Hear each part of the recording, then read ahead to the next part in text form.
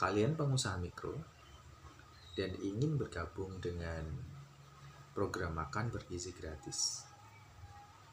Nah, sebenarnya memang beberapa hari kemarin itu ada beberapa masalah. Contohnya itu program itu diturunkan dari pihak ketiga, itu juga bermasalah. Terus kemudian ada yang keracunan di beberapa sekolah. Tapi sebenarnya jika sudah berjalan, ya biarkan aja, sudah tidak apa-apa. Yang penting harus ada perbaikan manajemen. Seperti yang pertama, ini menurut pandangan saya pribadi, yang pertama adalah usahakan sebelum mulai pekerjaan harusnya di briefing dulu, terutama pada middle management, agar nantinya pekerjaan bisa berjalan lancar. Dan di akhirnya harus ada evaluasi, setiap hari harus seperti itu. Terus yang kedua adalah harusnya ada pelatihan manajerial. Pelatihan ini diutamakan untuk industri F&B atau food and beverage, makanan lah, industri makanan. Terus kemudian jika di satu daerah itu ada yang belum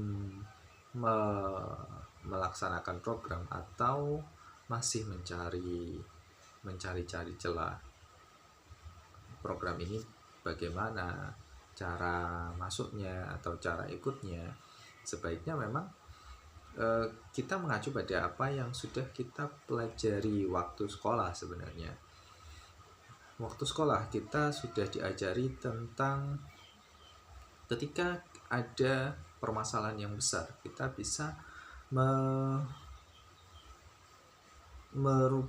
membaginya menjadi permasalahan-permasalahan kecil, sehingga permasalahan itu bisa diselesaikan sedikit demi sedikit, daripada nanti permasalahannya besar terus kemudiannya kejadiannya besar dan sulit untuk diatasi. Nah, maksudnya seperti apa? Maksudnya gini, setiap sekolah itu kan sudah punya yang namanya ekosistem di sekolah. Ekosistem di sekolah itu ada apa saja. Untuk yang biasa menyediakan makanan dan minuman itu kan ada kantin, ada koperasi sekolah, ada komite sekolah, dan masing-masing itu sebenarnya sudah berjalan. Alangkah baiknya ketika ada program makan bergizi gratis, sebaiknya ditanya dulu. Yang pertama itu sekolah yang akan ditunjuk itu apakah membutuhkan untuk diadakan program tersebut, karena tidak semua sekolah sebenarnya harus diberikan program tersebut. Ini untuk mengurangi pengeluaran sebenarnya. Atau gini, tidak semua siswa itu kekurangan gizi sebenarnya. Jadi ada beberapa sekolah itu yang sudah terbiasa makan makanan bergizi, dan ketika ada makanan bergizi dari pemerintah yang notabene itu sudah biasa dikonsumsi, maka mereka juga akhirnya nggak mau makan.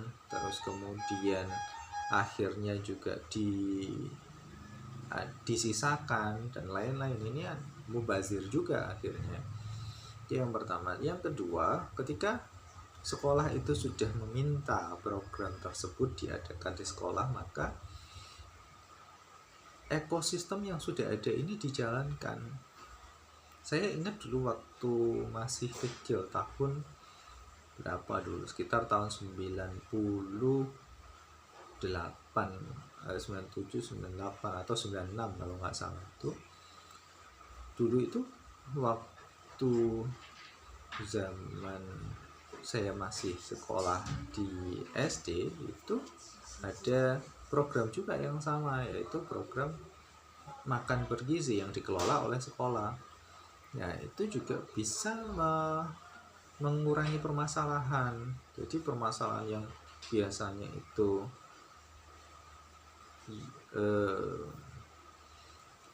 pengusaha itu menyediakan 3.000 sampai 7.000 porsi sehari, itu kalau di sekolah itu diperkecil, yang dikelola oleh wali murid contohnya atau kantin, nanti dibagi menjadi beberapa bagian, akhirnya jadi nggak terlalu berat untuk mereka.